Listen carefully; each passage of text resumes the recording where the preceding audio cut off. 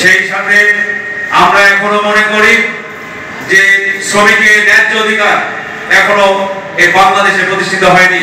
এর জন্য একটি গণবিপ্লব এবং শ্রমিক বান্ধব রাষ্ট্র ব্যবস্থা আমরা কায়েম করতে চাই। ইতিপূর্বে সকল রাজনৈতিক কর্মসূচিতে আমরা দেখেছি শ্রমিকদের টাকা কিভাবে নয়ছয় করা হয়েছে, শ্রমিকদের ন্যায্য অধিকারের পাওয়ার পরিবর্তে তারা নিগৃহীত হয়েছে। আহত যারা দুর্ঘটনায় শিকার সেসব শ্রমিকরা কত কষ্টের মধ্যে ছিল, তাদের যে বরাদ্দ সরকারি টাকা আসছে সেখান থেকেও শ্রমিক নেতৃবৃন্দ একটা উল্লেখযোগ্য অংশে তারা নিজেরা ভক্ষণ করেছে। কেন আমার শ্রমিক ভাইদের সেভাবে কোনো উন্নয়ন হয়নি।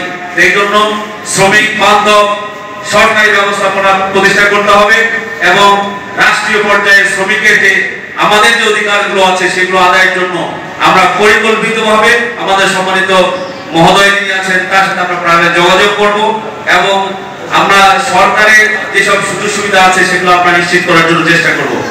আমি আবারও তিনি অনেক ব্যস্ততার মধ্যে এখানে শ্রমিক ভাইদের যে এরকম মিটিং এর সময় দিয়েছেন এই জন্য আমি ধন্যবাদ জানাচ্ছি। বিশেষ করে দেবগঞ্জ পৌরসভা পক্ষ থেকে তাদেরকে ধন্যবাদ জানিয়ে এবং এই সুন্দর আয়োজন শেষ পর্যন্ত আমরা সুশৃঙ্খল হয়ে থেকে এবং আগামী দিনে দেবীগঞ্জের একটি শ্রমিক বান্ধব পরিবেশ আমরা যেন নিশ্চিত করতে পারি, শ্রমিকদের ঐক্য প্রতিষ্ঠা করতে পারি, শ্রমিকদের সকল ন্যায্য অধিকার বাস্তবায়নের জন্য আমরা যেন শ্রমিক মালিক এবং সাধারণ জনতা কাজে কাঁধ মিলিয়ে এই দেবীগঞ্জ এবং আগামী বাংলাদেশ নির্মাণ করতে পারি সেই তাওফিক কামনা করে সকলে সুস্বাস্থ্য দীর্ঘায়ু কামনা করে আমার কথা শেষ করছি।